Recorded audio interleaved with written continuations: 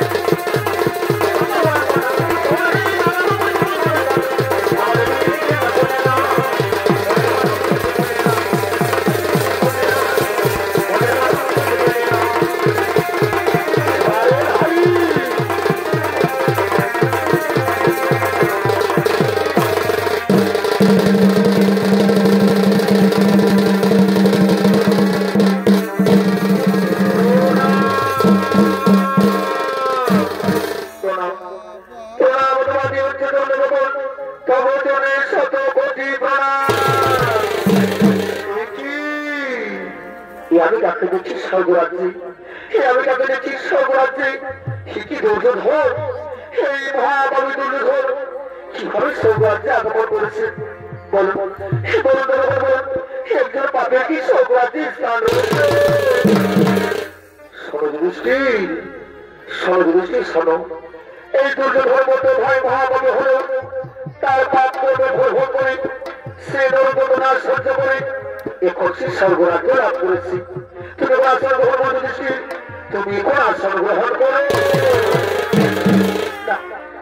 না প্রভু না, আমি ভগবানের সঙ্গে আচরণ করতে পারি না প্রভু, আমি ভগবানের সঙ্গে আচরণ করতে পারি না। যে দ্রৌপদীর বস্ত্র হরণ করেছে, যে হত্যা করেছে, আমি তার সাথে আচরণ করতে পারবো না। সমুদ্রী শোনো, এই স্বর্গরাজ্যে তুমি কাউকে হিংসা করতে পারো না, এই স্বর্গে তুমি কাউকে হিংসা করতে পারো না। দুর্যোধন সে তোমার নিজের ভাই, তুমি তাকে গ্রহণ করে নিয়েছি, তুমি তাকে গ্রহণ করো না। প্রভু আমি তা পারি না, প্রভু আমি তা পারি না। যদি স্বর্গে দুর্যোধন থাকতে পারে, তবে আমার ছোট্ট ভাই ভীম অর্জুন কৌশলে সেটা কোথায়, কোথায় আমার স্ত্রী দ্রৌপদী, আমাদের বাকি সমস্ত পাণ্ডবেরা কোথায়?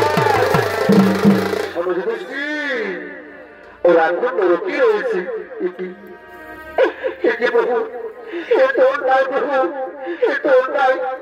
এই মহাপ্রদূষণ যদি সাম্রাজ্য লাভ করতে পারে, তুমি পাণ্ডবরা কেন পারে প্রভু, তুমি পাণ্ডবরা কেন পারে না? শোনো দৃষ্টি, এই মানব জীবনে সকলেই কিছু না কিছু পাপ করে থাকে, আর সে পাপের জন্য সকলকে একবার সে নরকে যেতে হয়। প্রভু তুমি সর্বাজ্য থেকে আমি কি করবো? আমি সর্বাজ্যে থাকতে চাই না, আমি যাবো, আমি সেই নরকে যেতে চাই, আমি দেখতে চাই আমার সমস্ত ভাইয়েরা কেমন আছে। তবে তাই তুমি যে দৃষ্টি, তুমি যাও, যাও সেগুলো দর্শন করেছো। আমি এক্ষুনি দেবদূতকে ডেকে পাঠাচ্ছি। কোথায় কোথায় দেবদূত, কোথায়? এই মুহূর্তে মোর সন্তুকে গ্রহ আগে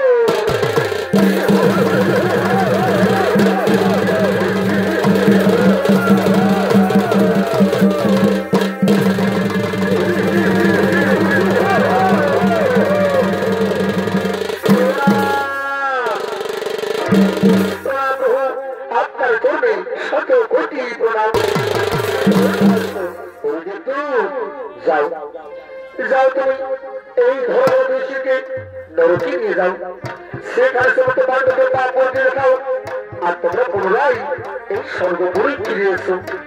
হে প্রভু, আপনারা আমি অক্ষরে অক্ষরে করে বলেন, আপনি নিশ্চিত মনে থাকুন। আসুন আসুন আসুন ধর্মদেশী, আপনাকে আমি নরকে নিয়ে যাই।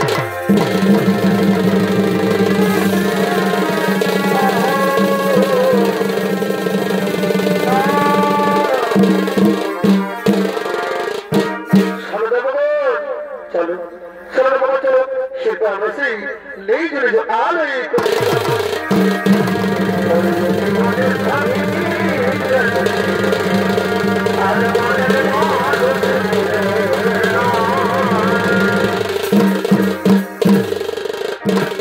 তাকে বাইরে সেরকে বলে দর্শক মন্ডলী। একটা বলছি ধর্মটা যুধিষ্ঠি তার ভাইদের করে স্বর্গ ছেড়ে সেই পাতালের উদ্দেশ্যে গেলেন। আর এদিকে সেই ভক্ত ধাম, এদিকে সেই ভক্ত ধামে পাণ্ডবের স্বর্গযাত্রার সময় অভিমন্যু পুত্র পরীক্ষিতকে রাজদায়িত্ব দিয়েছিলেন। কিন্তু পরীক্ষিত নাবালক থাকায় সেই ধৃতরাষ্ট্রের ঔরজন্য সন্তান যুধিষ্ঠিরকে সেই রাজদায়িত্ব দিয়ে যায়। কিন্তু তার রাজ্যে দিন দিন অন্যায় অভিনয় মিথ্যা অবহরতি হিংসা অবলম্বী জীবন ঘাটের সমস্ত প্রজারা শুধু প্রজাদের নয়, সমস্ত রাজ পরিবারের মধ্যে অহংকার জন্ম নেই। তাই তো তাদের রাজ পরিবারের সমস্ত রাজকন্যারা নিত্যদিন সেবা পান করে পানশালায় রাজা করতেন। তাকে নিত্যদিনের মতো আজকেও সমস্ত রাজকন্যারা সেই পানশালা থেকে আগমন।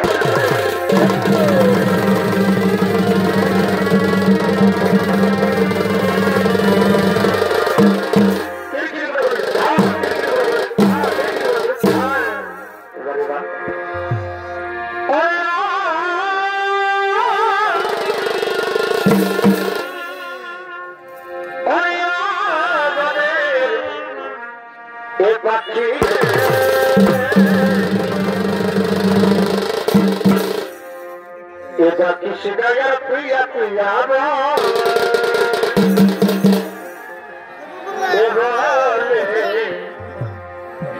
এটা কৃষ্ণায়ার প্রিয়া প্রিয়া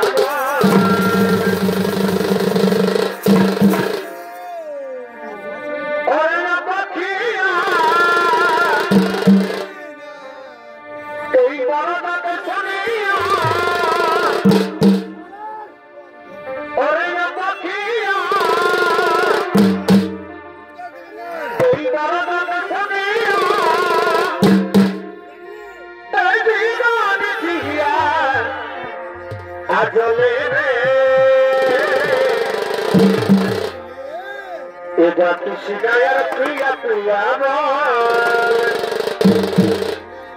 বলে কৃষ্ণায়ার প্রিয়া প্রিয়া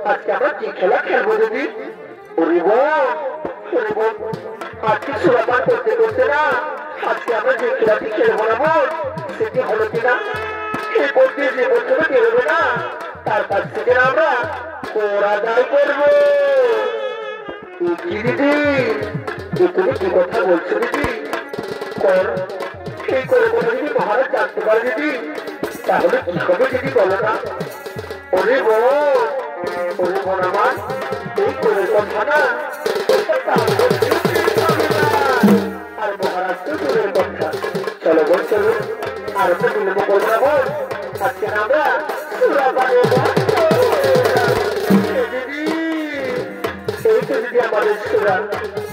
হ্যাঁ বোন যে আমাদের আজকে না আজকে আমরা সুরাপান করতে করতে আমরা বোন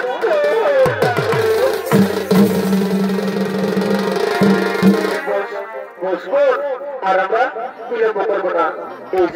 এই যে আমাদের সুরা আজকে না সুরাপান করতে করতে আমরা বন্ধ হয়ে গেল। সমস্ত রাজকন্যারা সেই ছোড়া রসিকতা করার জন্য সেই কোরআনের অপেক্ষায় হল। আর বলছে কি সেই কুরুক্ষেত্রের মহাযোদ্ধা, সেই কুরুক্ষেত্রের মহাযোদ্ধা কন্যা দ্বিতীয় স্ত্রী সুপ্রিয়া তিনি সেই নিজ মৃত স্বামীর সঙ্গে মাগ্রহ হয়ে তার বিশেষ দিকে তিনি আগমন করতে চলেছেন। এই আবার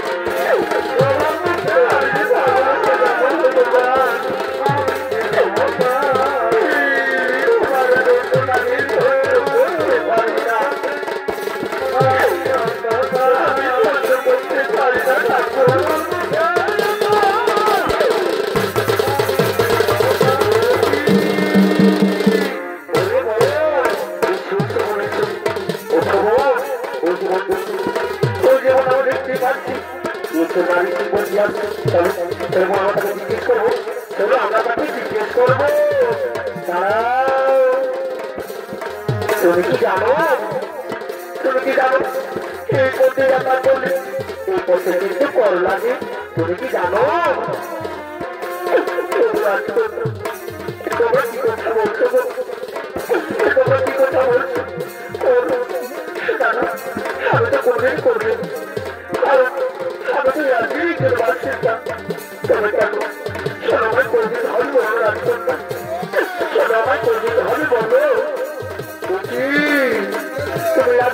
অন্য রাজ্যের হও, তুমি রাজ্যে হও বা অন্য রাজ্যে হও, তোর কিন্তু তোমার দিতেই হবে।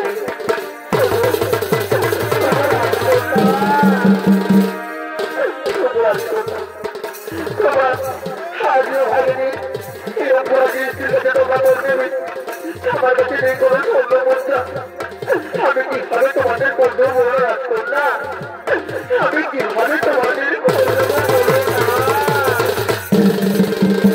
কি বলবে তুমি? অঙ্গরাজ্যের স্ত্রী, ওরে বোন, সেই অঙ্গরাজ্য যে কর্তৃপক্ষে যুদ্ধ করেছিল, ওই অঙ্গরাজ্য এই যে আমাদের সমস্ত বংশ ধ্বংস করার পরিকল্পনা করেছিল, তার স্ত্রী তুমি। ওরে বোন, এই গাড়িকে না, এই গাড়িকে সঙ্গে ছেড়ে দেওয়া চলবে না, এই গাড়িকে সঙ্গে ছেড়ে দেওয়া চলবে না। তাই তো আজকে না, আজকে আমাদের বিচার আমরা তোর প্রতিশোধ দেবো। হ্যাঁ, আজকে আমরা তোর প্রতিশোধ দেবো। দিদি তুমি ঠিক কোথায় বলেছো, আজকে না, আজকে আমাদের বিচার আমরা তোর প্রতিশোধ দেবো।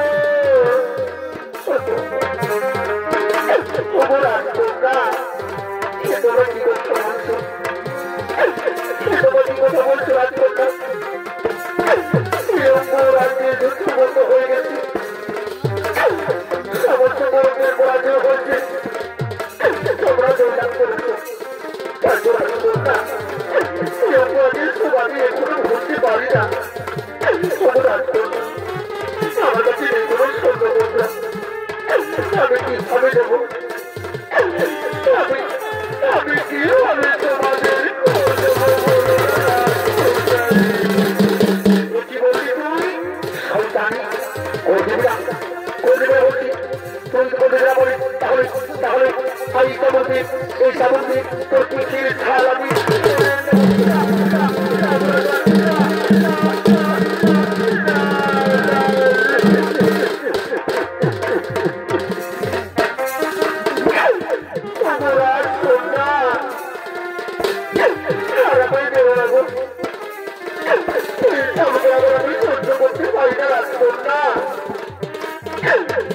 আমার কাছে নেই কোনো স্বর্ণ মুদ্রা, আমি কিভাবে তোমার জন্য বলো না, আমি তোমার পায়ে করি রাজকন্যা, তুমি আমার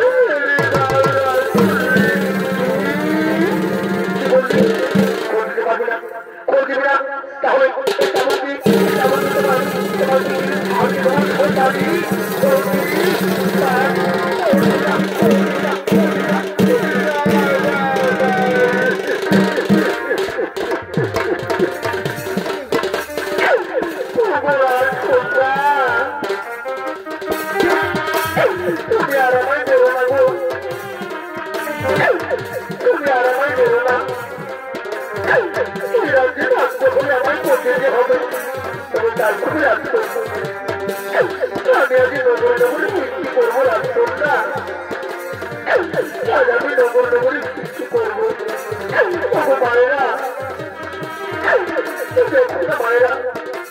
আমার কিন্তু থাকিয়ে বিলম্ব না, আজ রাতে আমায় করতে হবে, তবু পারে না, তাহলে পারে না, আমার কিছু শিখে দাও না, আমি রাজকন্যাকে দেবো, তাহলে রাজকন্যা ওই রাজ্য থেকে বের করে দেবো, তবু পারে না, আজ আমার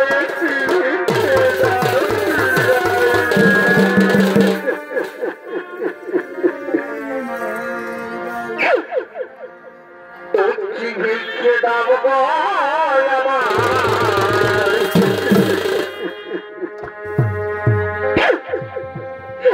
ভিক্ষে দাম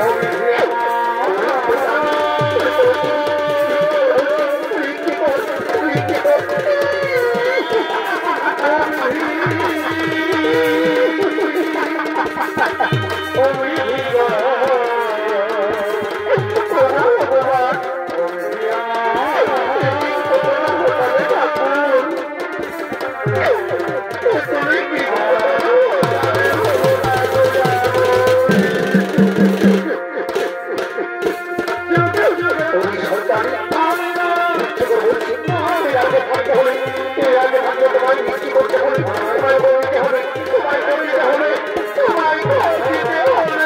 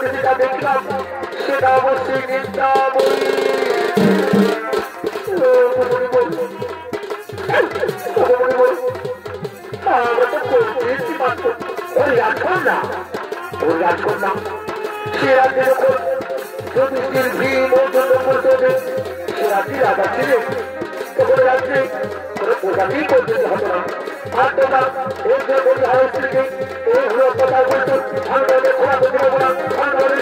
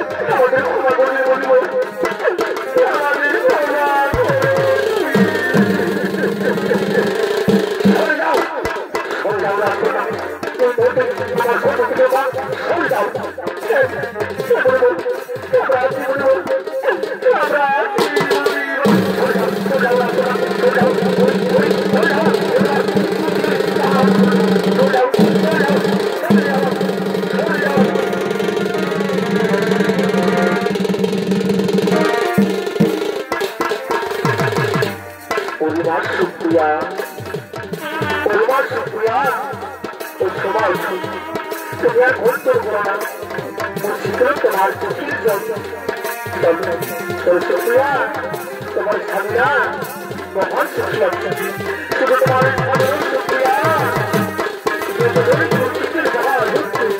নির্গতি লাভ করেছি তার নির্গতি মহান সুখী আছে চলো চলো সুক্রিয়া করো তুমি আমার সখী আমার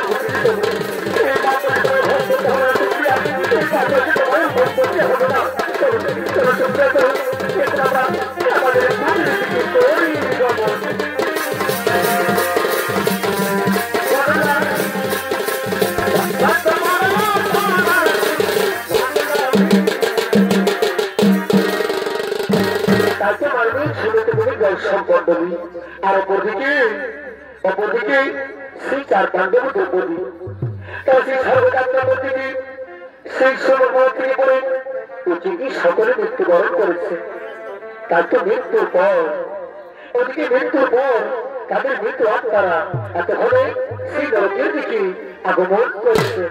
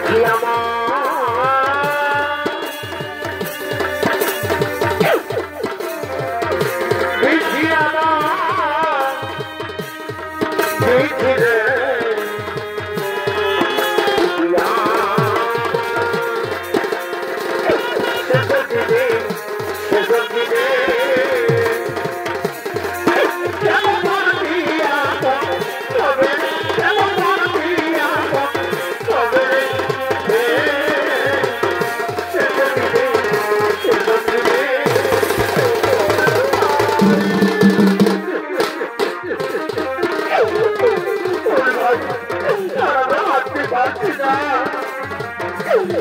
আমরা হাঁটতে পারছি না ভাই চলো ভাই চলো এই নরকের মধ্যে আমরা খালি করে বিশ্রাম করবো ভাই আমরা খালি করে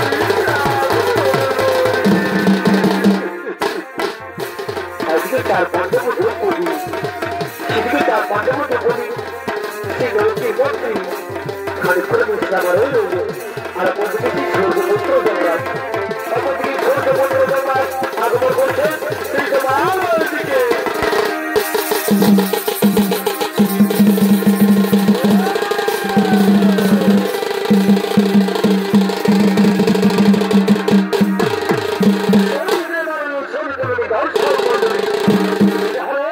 সেই সূর্যপুত্র যমরাজ সঙ্গে যতক্ষণ আর যতক্ষণ হয়ে যায় নৃত্যনাট্য মহান হচ্ছে সহনৃত্য করবেন মনে হয় অনুষ্ঠান দিবসী সদরের ছোট্ট ভাই তোর নৃত্যশিল্পী সূর্য সিং সরকার আর এই সূর্যপুত্র যমরাজ হয়ে যায় সহনৃত্য করবেন আপনাদের সবাইকে সুপরিচিত সনাম ভণ্ড উস্তাদ দীপক সিং সরকার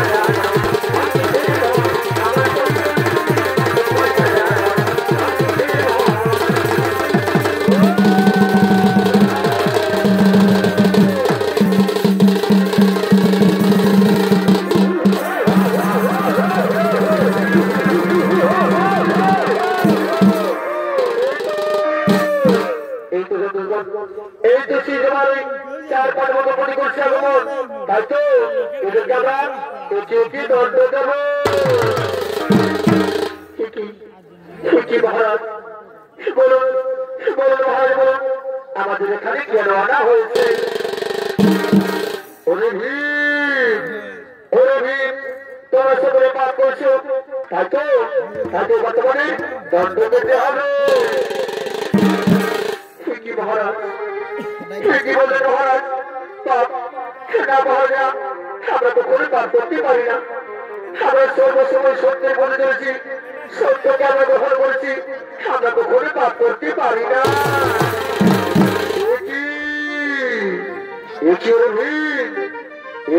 কথা বলো, তোমরা পাপ করতে পারো না?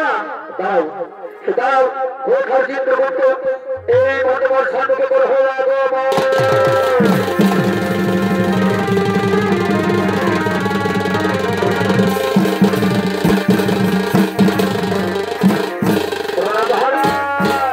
আপনার জন্য শত কোটি প্রণাম।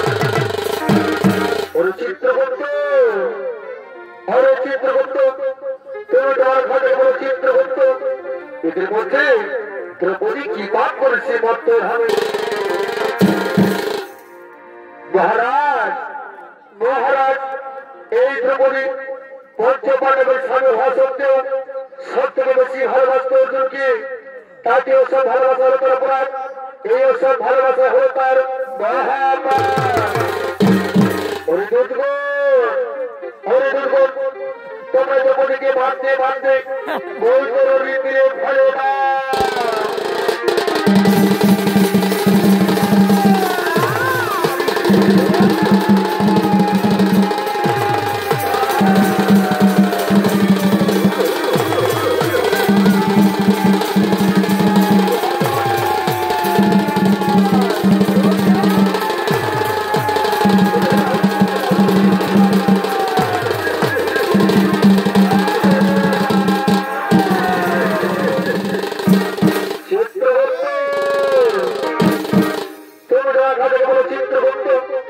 এবার সহজ কি পাপ করেছে মহারাজ? মহারাজ, এই সহজ মেনে জ্ঞান অঙ্কন করতো মহারাজ, নিজেকে সব থেকে বড় সর্বজ্ঞানী বলে ভাবত। মহারাজ, এই সহজকে কি শাস্তি দেওয়া হবে?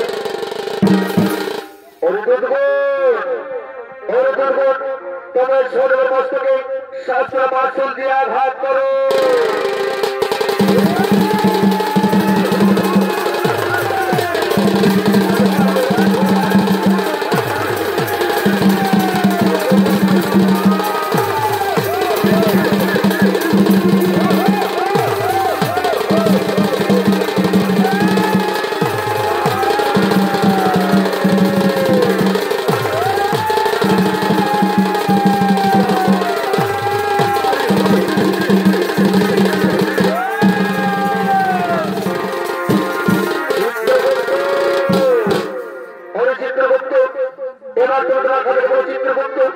এবার নকুল কি পাপ করেছে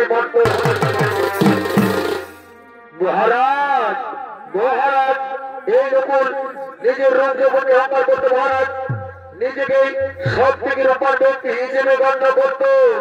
বলেন মহারাজ, এই নকুলকে কি শাস্তি দেওয়া হবে? ওরে দুর্গণ, ওরে দুর্গণ, তোমার নকুলকে শিমুল গাছে বেঁধে ব্যত্রাঘাত করো।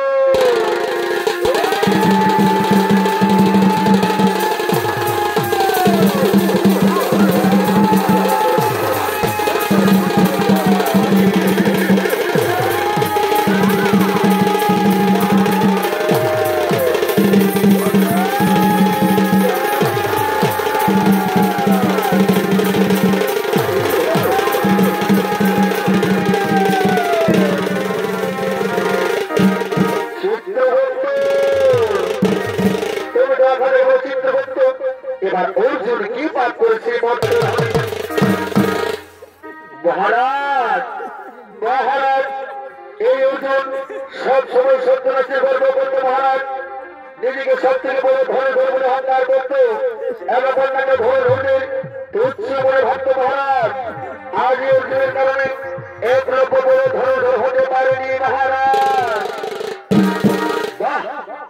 চমৎকার চমৎকার অর্জুন, তবে তোমার বিরক্ত অর্জুন এ তোমার অর্জুন, এই অর্জুনকে তোমরা 28 ঘন্টা ফোনের ভিতরে ডুবিয়ে রেখো।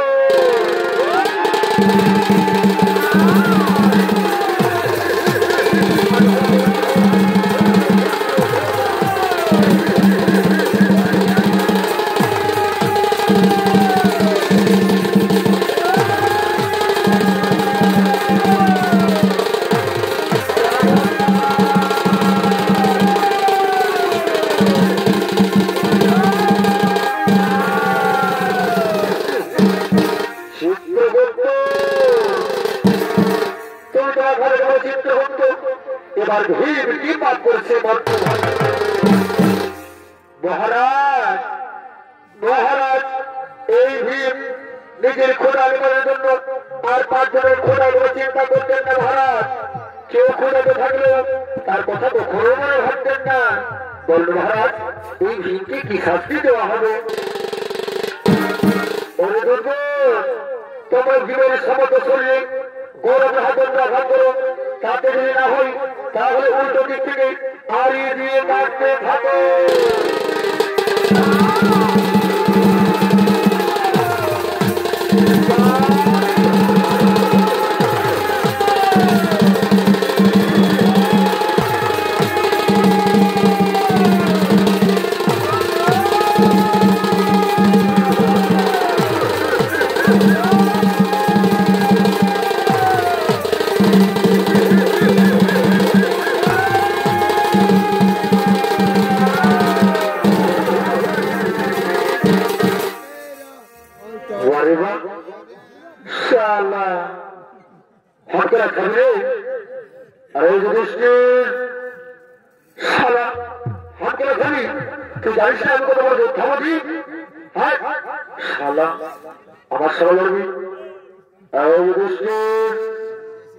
আমার সহকর্মী তুই জানিস না আমার পেটটা ফাটা হয়ে তো কি হয়ে একটু ভাইকে আমার ভাই বুঝলি না। আমার নাম জানিস? মানে জানিস না আমি কত বড় যোদ্ধা বলছি। লৌরি দাঁড়া একটু এক্সারসাইজ করে নি। 1 2 3 4 1 2 3 যা বলতে বলতে আর লোক করবো না, কিন্তু আমার তো আর বড় যোদ্ধা নয়। যা বলতে বলতে রেডি 1 2 3 4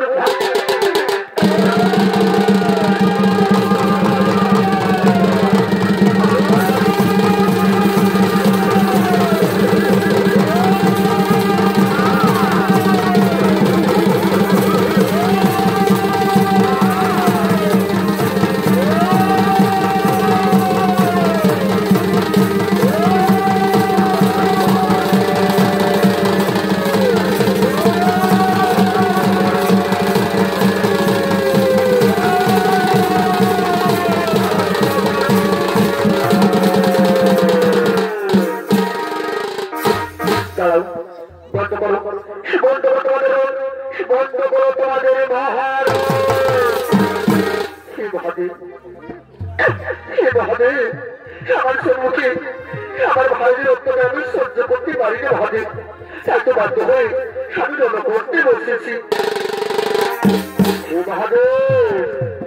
সঙ্গে সঙ্গে যাবার বললেন হে মহাদেব আমি আমার কর্ম করছি মাত্র, আমি আমার কর্ম করছি মাত্র, আমার কিছু অপরাধ নেই।